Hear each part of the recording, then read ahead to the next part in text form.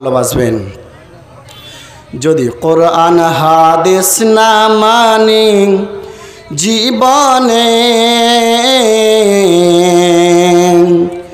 কি হবে গো মতের পরে। যদি কোরআন হাদিস না মানি জীবনে কি হবে গো মৃত্যুর পরে। কবরের মাঝে কি দিব জবাব, কবরের মাঝে কি দিব জবাব। মুনকার নাকিরের তরে কি হবে গো মতের পরে। যদি কোরআন হাদিস না মানে জীবনে কি হবে গো মতের পরে। চার মাযহাবকে ফরজ এনেছি, এক মাযহাবে আমল করেছি। কুরআন হাদিসের দিকে দেখিনি তো ফিরে কি হবে গো মতের পরে। যদি কোরআন হাদিস না মানি জীবনে কি হবে গো মৃত্যুর পরে। একসাথে 3 তালাক দিলাম, তওবা করব করে নিলাম। একসাথে 3 তালাক দিলাম, তওবা করব করে নিলাম। ইমাম সাহেবের ফতোয়া পেয়ে ঘরের বউ পরকে দিলাম। একসাথে 3 তালাক দিলাম, তওবা করব করে নিলাম।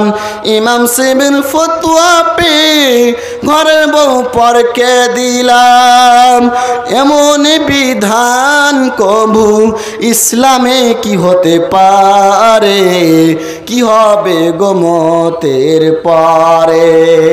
যদি কোরআন হাদিস না মানি জীবনে কি হবে গো মতের পরে। সকল যারা ডেলিগেট কাউন্টারের সামনে ভিড় করছে তারা অনুরোধ করছি যে আপনারা ডেলিগেট কাউন্টারের সামনে ছেড়ে রাস্তা ফাঁকা করুন। আর শ্রোতাদের উদ্দেশ্যে বলছি, আমাদের বক্তারা সব এসছে, ভালো ভালো বক্তারা সব এসছে, মসজিদে আছে। কিছুক্ষণ পরে ভাইকে ছেড়ে দিয়ে আমরা নতুন বক্তা বানাবো। আপনারা এদিকে ছড়িয়ে ছিটিয়ে না থেকে এসে রাস্তার প্যান্ডেলে উপস্থিত হন। জি আসেন, এই জালসার প্যান্ডেলে আসেন। অনেক দূর দূর থেকে আপনাদের সম্মুখে বক্তা এসেছে। ওনারা এসে উপস্থিত আছে, সময় হলে ওনারা এসে আপনাদের সম্মুখে কোরআন ও হাদিসের আলোচনা শোনাবেন। অতএব বাজারে এদিক ওদিকে না ঘুরে বেড়ে আপনারা এই মজলিসে, এই জালসার প্যান্ডেলে এসে বসুন। অবশ্যই কোরআন ও হাদিসের কথা শুনুন। অবশ্যই আপনি কাল কিয়ামতের দিন সাকসেসফুল হবেন, অবশ্যই আপনার কিছু কামিয়াব হবে। আর বাজারে আপনি ঘুরবেন, আপনার শুধু গুনহার কাজ করা হবে, আপনার কোনোই লাভ হবে না। আপনি বাড়ি থেকে বের হয়ে এসেছেন কি জালসা যাবো, জালসা শুনতে। আজকে আমরা হতভাগা মুসলমান, আজকে আমরা জালসার নাম করে এসে আজকে আমরা সেই জায়গায়, আজকে নোংরা জায়গায় আজকে আমরা গুনহার কাজ করছি।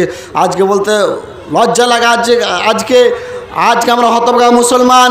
আজকে যদি আপনি এই মজলিসে প্যান্ডেলে যদি আপনি সময়টুকু না দেন, তাহলে কাল কিয়ামতের দিন আপনাকে জবাবদিহি করতে হবে, কাল কিয়ামতের দিন সময়ের জন্য। অতএব আমার অনুরোধ সকল দিনী ভাইদের কাছে যে আসেন, এই জালসার প্যান্ডেলের তলায় বসুন, অবশ্যই কোরআন হাদিসের আলোচনা শুনুন। ইনশাআল্লাহ আপনি সাকসেসফুল হবেন, কামিয়াব হবেন ইনশাআল্লাহ। যে তাহলে কি বলছিলাম, যে যারা 12 রাকাত নফল সালাত আদায় করে নেবে তাদের জন্য কাল কিয়ামতের দিন একটি জান্নাতের ঘর নির্মাণ করা হবে। তাহলে আচ্ছা আপনারা এবার বলুন তো, আমরা যে মসজিদের সালাত আদায় করতে আসি আমাদের কি কোনো টাকা পয়সা লাগছে? টাকা পয়সা লাগে না। তাহলে কেন আজকে আমরা আসতে পারছি না? আজকে এই জায়গায় সেম টু সেম যদি এই জায়গাতে যদি আজকে কোনো নায়িকাকে নিয়ে আসা হতো, আর যদি বলা হতো কি 100 টাকা বা 500 টাকা টিকিট হবে, আজকে আমরা হতভাগা মুসলমান, আজকে আমরা জায়গা দিতে পারতাম না, আজকে জায়গা দিতে পারতাম না। কিন্তু আজকে বলতে অবাক লাগে, আজকে এই জায়গাতে কোরআন ও হাদিসের আলোচনা চলছে, আর আজকে আমরা ওই বাজারে নোংরা জায়গাতে আজকে আমরা সেই জায়গাতে আমরা ঘুরছি, বলতে অবাক লাগে। আসুন এই জালসার প্যান্ডেলে আসুন, কোরআন ও হাদিসের আলোচনা শুনুন। এক করে মহল্লা আসবেন এবং কোরআন হাদিসের আলোচনা শুনবেন। তারপর কি বলছিলাম, আন রাবিয়া বিন কা